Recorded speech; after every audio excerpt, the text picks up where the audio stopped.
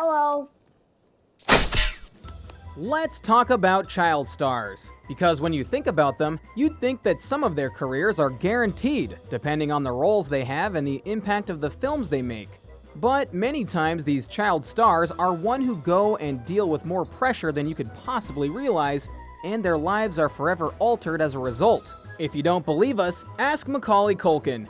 Because here is a man who went from one of the most famous child stars of his time to leaving acting altogether and following a much different path. Allow us to show you Macaulay Culkin, then and now. Be sure to like the video and subscribe to the channel. Childhood. What better place to start than with his childhood, right? Because that's really where everything began for him, for better and for worse. Macaulay Culkin was born in New York City in 1980. He was named Macaulay after British historian and politician Thomas Babington Macaulay, and Carson after American frontiersman Kit Carson.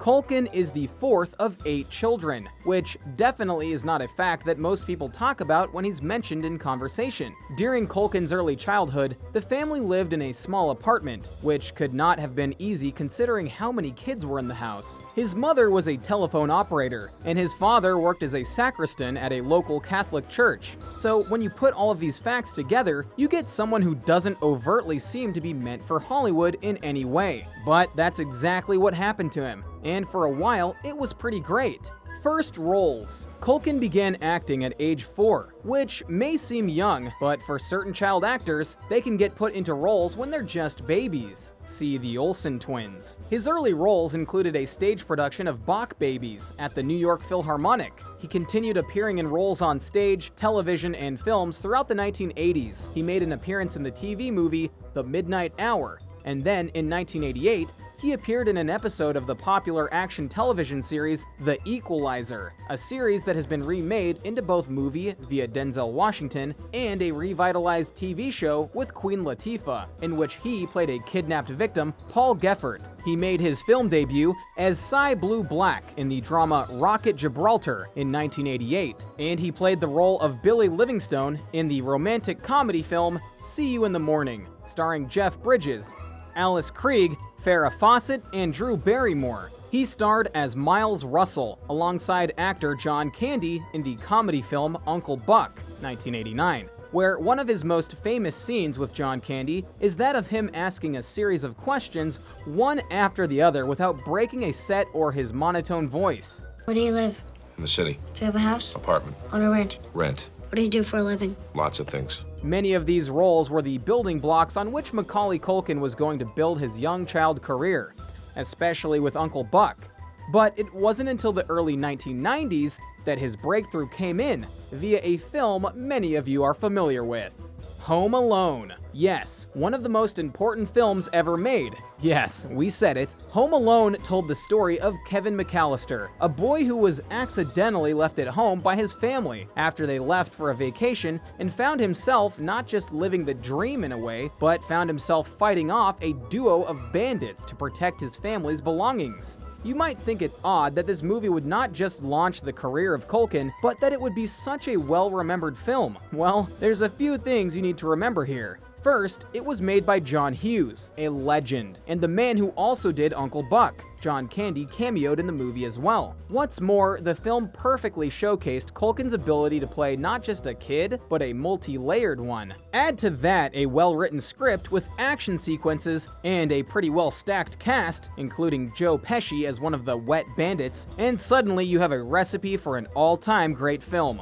For his performance, Culkin was nominated for a Golden Globe Award and won an American Comedy Award and a Young Artist Award. That's not saying anything about the sequel, Lost in New York, where the antics of one Kevin McAllister got even bigger, more hilarious, and Culkin's paycheck for that movie was $4.5 million. In comparison, he got only $100,000 for his first Home Alone movie.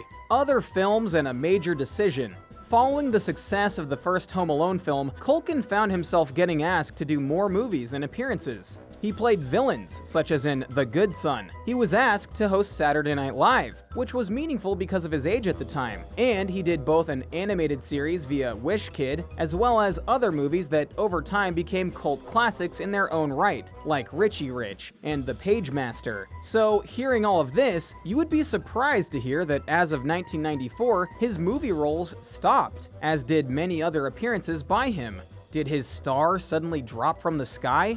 Not exactly. Rather, by the time 1994 came about, he had done 15 films and TV appearances in 7 years. That's hard even for adult actors. Unimaginably so for a kid who was only 14 at the time. So, given that he wanted a normal life, he decided to retire from acting. This is something most child stars wouldn't dream of doing for one reason or another.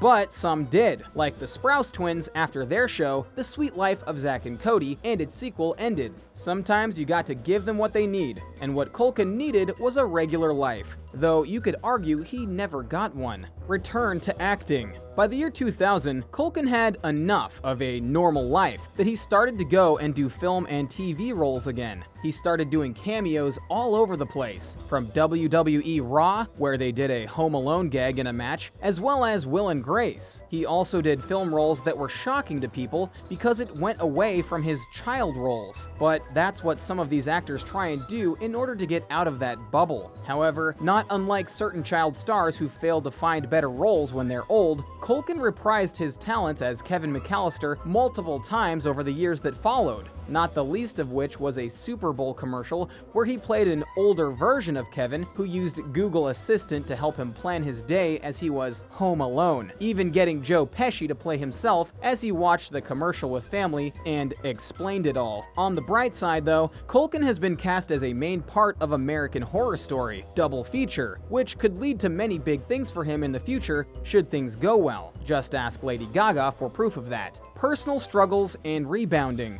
One of the reasons that Culkin is very much the way he is would be because his family life was anything but stable. A couple of his siblings died in terrible fashions, and his father was not supportive of Culkin when he decided to retire from acting. What's more, the stresses of trying to live life post-fame was hard for him at times, including getting married when he was 18 and divorced a few years after that, having several arrests for possession and more. He's gotten a bit more stable, including having a daughter with fellow actress Brenda Song, and he knows better than to expose details about his personal life. And he's still able to make jokes, including a tweet he did where he said, "Hey guys, wanna feel old? I'm 40. You're welcome." It's one of the most liked tweets ever, for the record. The fate of child stars. Here's the thing. What many fail to realize is that there is a lot of pressure put upon certain child stars to perform, even when they're not fully understanding of what their lives really are, and some of them are locked within their fame bubble as a result of what they've done. Look at Gary Coleman, or Amanda Bynes, Lindsay Lohan, and more have had to try and be successful and manage the pressure that is on them. Culkin is another name to add to that list, because he was the kid in the early 1990s, and now he's more of a nostalgia act than anything else. You almost have to wonder what his life would have been like if he stayed retired, and what will happen if he gets fame again. So, what do you think? What do you think of this look at Macaulay Culkin, and how his career didn't go the route that many people would have expected? Are you surprised by how quickly things changed for him? Are you sad that he had to go through all the struggles that he did? How will you remember Macaulay Culkin as time goes on? Let us know in the comments below. Be sure to subscribe, and we'll see you next time on the channel.